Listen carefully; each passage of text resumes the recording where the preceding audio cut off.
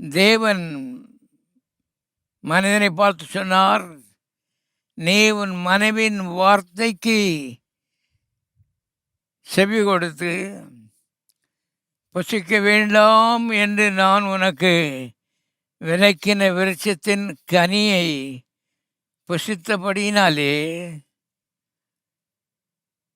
4 காரியங்கள் உனக்கு சம்பவிக்கும் என்று கர்த்தர் சொல்வதை பார்க்கிறோம். இது ஆதியாகமம் 3ஆம் அதிகாரம் 17ஆம் வசனத்தில் இருக்கிறது. ஆதியாகமம் 3ஆம் அதிகாரம் 17ஆம் வசனத்திலே, பூமி உன் நிமித்தம் சபிக்கப்பட்டிருக்கும்,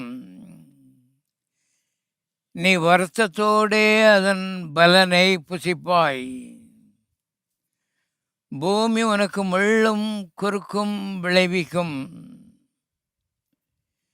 உன் முகத்தின் வேர்வையாலே நீ ஆகாரம் சாப்பிடுவாய்.